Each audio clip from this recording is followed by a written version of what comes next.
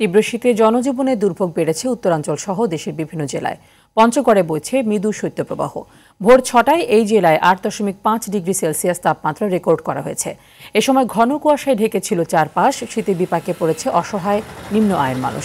চুয়াডাঙ্গায়ও মৃদু শৈত্যপ্রবাহ বইছে। ঘন কুয়াশা ও ঠান্ডা বাতাসে সময় মতো কাজে যেতে পারছে না শ্রমজীবী মানুষ। শীতে নষ্ট হচ্ছে ধানের বীজতলা। এতে বড় আবাদের লক্ষ্যমাত্রা অর্জন নিয়ে শঙ্কায় আছেন কৃষকরা। শীতে দিনাজপুরের সবচেয়ে কষ্টে আছেন খেটে খাওয়া মানুষ। জেলার হিলিতে হাসপাতালে বাড়ছে রোগীর সংখ্যা। কুড়িগ্রামে ঘন কুয়াশা না থাকলেও বেড়েছে শীতের তীব্রতা। শীতের কারণে ব্যাহত হচ্ছে মানুষের স্বাভাবিক কার্যক্রম। বিপাকে পড়েছে চরাঞ্চল ও খেটে খাওয়া নিম্ন আয়ের শ্রমজীবী মানুষ। এ বিষয়ে আরো জানাতে চুয়াডাঙ্গা থেকে সরাসরি যুক্ত হচ্ছেন সহকর্মী জহির রায়হান। জহির, শীতে ধানের বীজতলা নষ্ট হওয়ায় বড় আবাদ ব্যাহত হওয়ার যে আশঙ্কা তৈরি হয়েছে সেটি নিয়ে কৃষকরা কি বলছেন?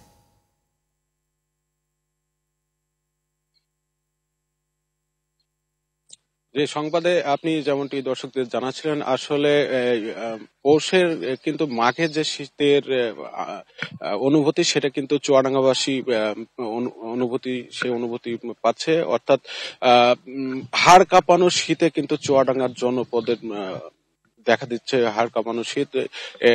গত কালকে কিন্তু তাপমাত্রা একেবারে কম ছিল, মৌসুমের তাপমাত্রা কম ছিল।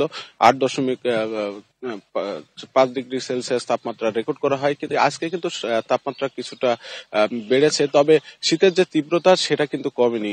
সকাল থেকে আমরা দেখেছি যে যারা খেটে খাওয়া ছিন্নমূল মানুষ আছে তারা কিন্তু খড়কুটো জ্বালিয়ে শীত নিবারণ করছেন। আর এই তীব্র শীতে সবচেয়ে বেশি বিপাকে পড়েছেন কৃষকরা। কৃষিকাজ কিন্তু চরম ভাবে ব্যাহত হচ্ছে।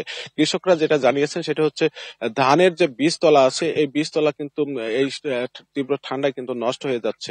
ধানের বীজতলার তলা যে ধানের যে চারার আগা, সেই আগা কিন্তু পুড়ে যাচ্ছে।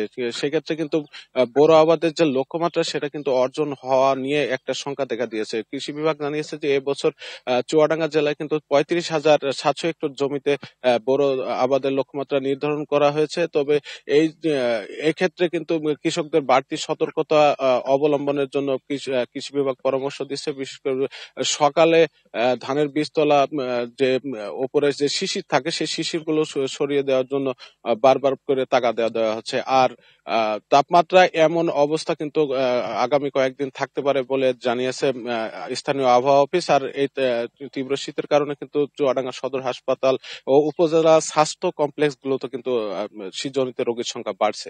তো এই ছিল চুয়াডাঙ্গা থেকে আমার কাছে শীত নিয়ে সর্বশেষ।